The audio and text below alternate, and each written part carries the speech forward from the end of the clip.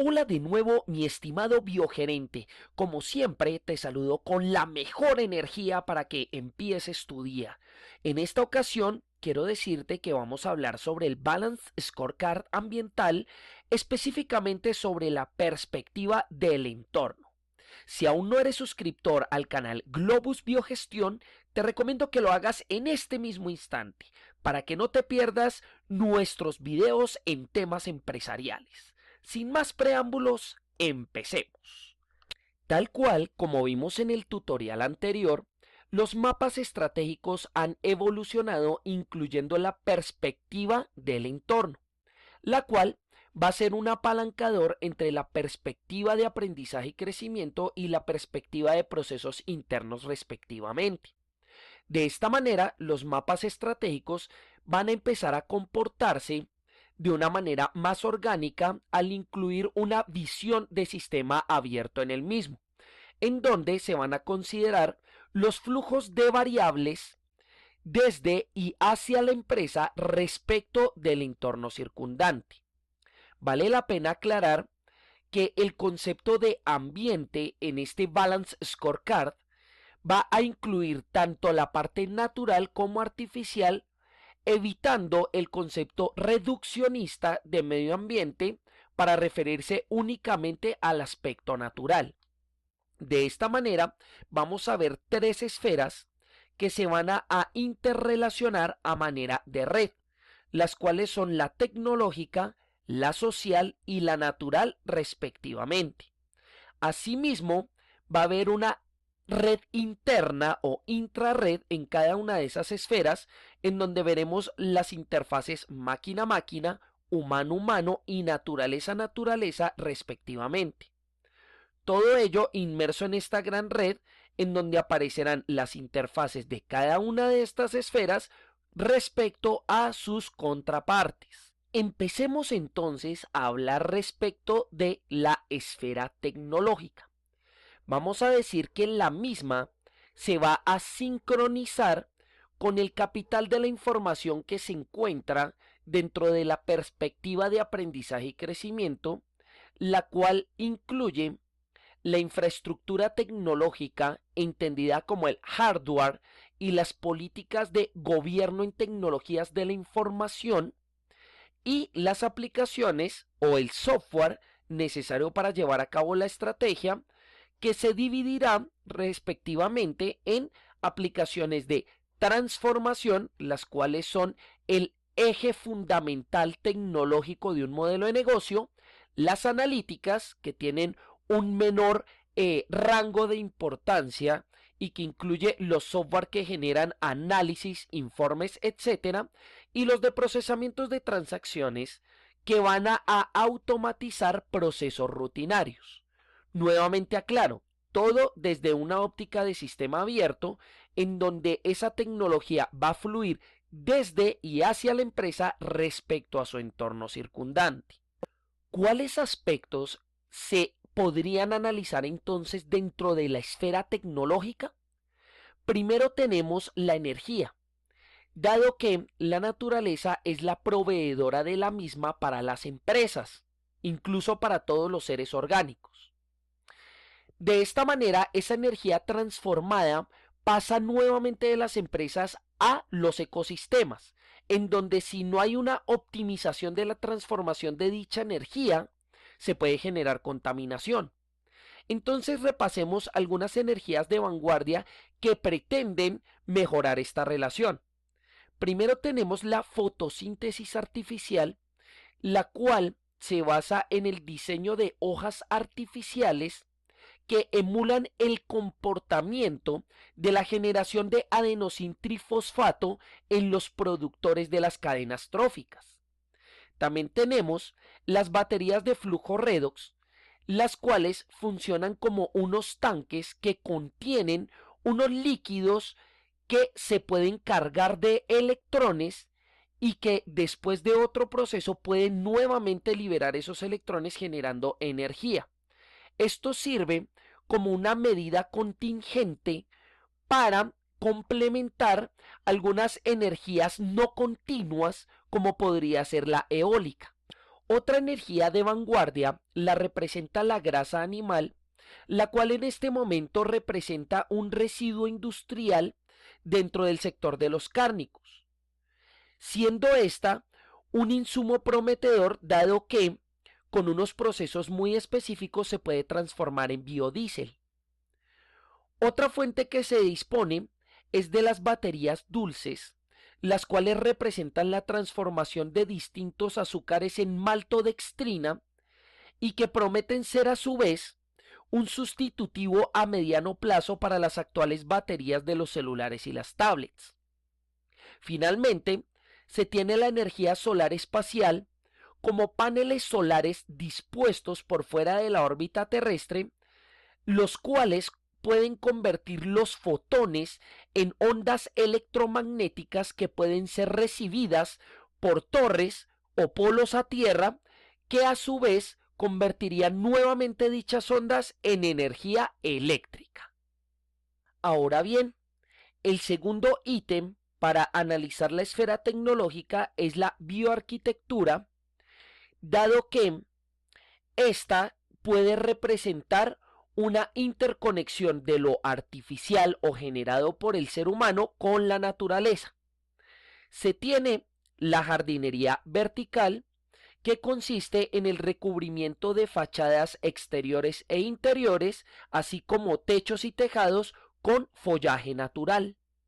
También se dispone de las caídas de agua como un efecto de biomimesis respecto al entorno, en donde se utilizaría esta agua para generar geometría fractal alrededor de dichas infraestructuras.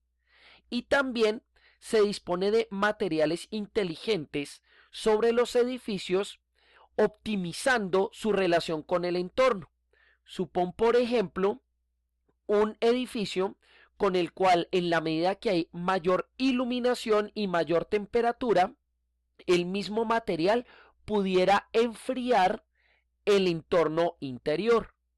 Y finalmente se puede analizar el metabolismo de los residuos, entendiendo como el procesamiento interno de todos los materiales, todos los insumos empresariales, para generar posteriormente salidas que puedan ser biodegradadas o recicladas.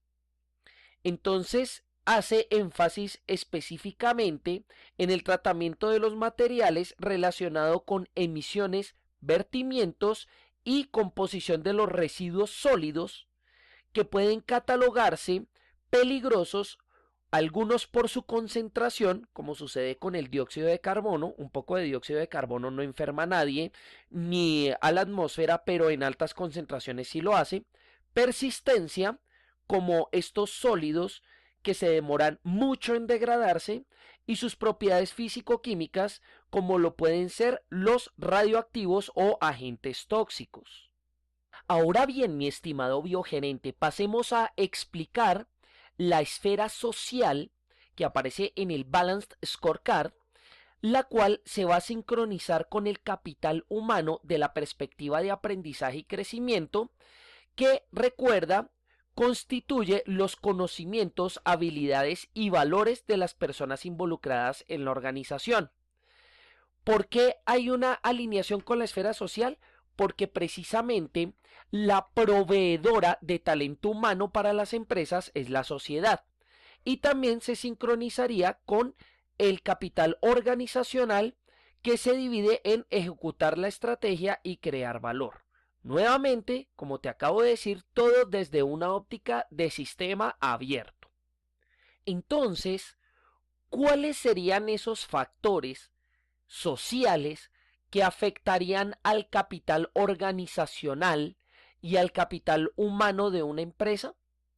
Lo primero son las fuentes del derecho ambiental, que constituyen en el plano internacional las cumbres de cambio climático, en donde están el protocolo de Kioto y el protocolo de Montreal, por ejemplo, las declaraciones internacionales, que no son leyes obligatorias, pero donde vemos una concientización masiva del ser humano, los convenios internacionales, que por citar alguno está el de Ramsar sobre humedales o el de Basilea sobre el manejo transfronterizo de sustancias peligrosas, la legislación europea como un marco internacional de referencia, dado que ellos le dan mucha importancia a la parte ambiental.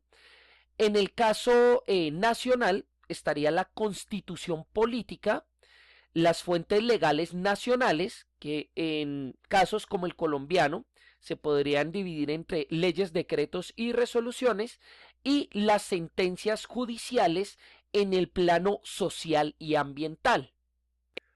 Un segundo ítem a analizar es la influencia de la economía ambiental sobre la empresa que está diseñando el Balance Scorecard, en donde tenemos distintos rubros como los Objetivos de Desarrollo Sostenible de las Naciones Unidas, que van a representar 17 objetivos para el beneficio social y ambiental.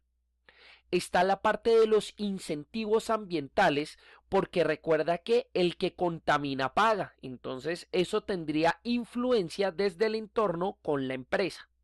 También están los mercados verdes, los cuales pueden representar, por citar algún ejemplo, el comercio de bonos de carbono, con lo cual se podría estar cumpliendo con las directrices del protocolo de Kioto y al mismo tiempo obtener beneficio económico. Están los sistemas de producción limpia, con lo cual pues lo que se pretende es la disminución y mejor metabolismo de los residuos, y estaría el biocomercio como el intercambio legal de especies de flora y fauna y también a nivel genético, con todas pues sus regulaciones respectivas. Finalmente, un tercer ítem de análisis sería el nivel de conciencia ecológica alrededor de la sociedad influyente para esa empresa y también desde los trabajadores de la misma, en donde podemos ver rubros como la ecopedagogía, que sigue la Carta de la Tierra, los sistemas de gestión ambiental local, en los que estaría inmerso pues el territorio de influencia de la empresa, y las concepciones bioéticas respecto a las actividades y prácticas humanas. Finalmente, dentro de la evolución del Balance Scorecard ambiental hacia un mapa estratégico que incluya la perspectiva del entorno, tenemos la esfera natural, la cual como ecosistema se considera como la conjunción entre biotopo y biocenosis, en donde el biotopo va a representar toda la sincronización de factores abióticos, como puede ser el terreno, el agua, el aire, la temperatura, y la biocenosis, que es la vida que se da encima o por debajo de ese biotopo, en donde tenemos pues la flora, la fauna y los microorganismos, los cuales entre ellos generan una especie de red de relaciones, en donde tenemos las relaciones intraespecíficas, que son las que se dan entre los miembros de una misma especie, y las relaciones interespecíficas que sucede entre especies. Tú te preguntarás cuál es la relación de todo esto que se está explicando con el funcionamiento de una empresa, y la forma de concebirlo es de la siguiente manera. Resulta que la esfera natural tiene tres funciones interconectadas con el ser humano y por lo tanto con las empresas. Por un lado, la esfera natural es proveedora de insumos para esas empresas. Por otro lado, es la garante de la calidad de los factores ambientales alrededor de esa empresa. Por ejemplo, la calidad del agua y del aire, que se puede utilizar precisamente para esos procesos empresariales. Y finalmente es la receptora de los residuos generados por las mismas. Entonces, esto se puede agrupar bajo la etiqueta de servicios ecosistémicos, en donde vamos a encontrar una división entre servicios de provisión, la cual es la generación de insumos directamente transables en los mercados, como podría ser la madera, las carnes y sus derivados, como podrían ser vegetales comestibles, etcétera. Están los servicios de regulación que hacen énfasis en la calidad precisamente de esos factores alrededor de las empresas. Regulación se refiere a disminución de partículas suspendidas en el aire, calidad del agua, regulación de la temperatura, de los niveles de humedad. También están los servicios ecosistémicos culturales, los cuales van a repercutir directamente en los riesgos psicosociales en el humano, puesto que los ecosistemas pueden ser liberadores de estrés a través de sus paisajes, de la práctica de deportes extremos, de ecoturismo. Y están los servicios de soporte, los cuales están integrados dentro de la red de la esfera natural que garantizaría el correcto funcionamiento del ecosistema mismo. Los servicios de soporte incluye la provisión de hábitat para las distintas especies, ya sean nativas o migratorias. Contiene, por ejemplo, el ciclado de nutrientes y la generación de las topografías.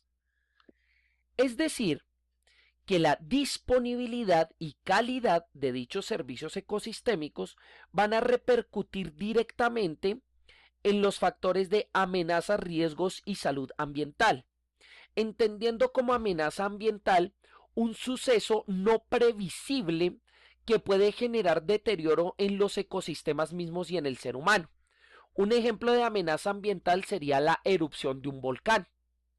Están también los riesgos ambientales que, a diferencia de las amenazas, sí se pueden prever con cierta certeza y en muchas ocasiones tiene que ver con los factores antrópicos o con la intervención del ser humano. Por ejemplo, un peligro ambiental puede ser el mercurio, la composición físico-química del mercurio, que de ahí se puede derivar el riesgo ambiental, que puede ser la intoxicación de los seres humanos por la ingestión de ese mercurio, primero, al disponerlo sobre las fuentes hídricas y segundo, al consumir dicha agua o sus productos asociados que estén inmersos en esa fuente hídrica, por ejemplo, el consumo de pescado con bioacumulación de mercurio. Esto afectaría la salud ambiental o de los ecosistemas y también la salud humana, en donde se presentarían unos factores que serían precisamente esos peligros que, si no se manejan bien, se pueden convertir en un riesgo. Estarían los biológicos, que van directamente relacionados a la proliferación y mal manejo de hongos, bacterias, virus, etcétera. Los químicos, que sería la inclusión de agentes tóxicos en esos ecosistemas. Estarían los riesgos físicos asociados, por ejemplo, al deterioro y fragmentación de los suelos, lo cual podría generar deslizamientos, y los factores psicosociales, al percibir ecosistemas deteriorados, sucios, que podrían generar estrés en los seres humanos a su alrededor. Con esto doy por terminada la explicación en este tutorial. Espero te haya quedado totalmente claro. Si me estás viendo a través de YouTube, puedes comentar en la parte inferior de este video, que te atenderé cualquier solicitud o inquietud que tengas. Y si me estás viendo a través de los mecanismos del aula virtual, puedes usar cualquiera de las herramientas de comunicación que están a tu disposición. Nuevamente te recuerdo que si no te has suscrito al canal Globus Biogestión, lo hagas en este momento para que sigas recibiendo todos estos videos empresariales que van a fortalecer tu perfil personal y profesional. Nos veremos en una próxima ocasión. Hasta pronto.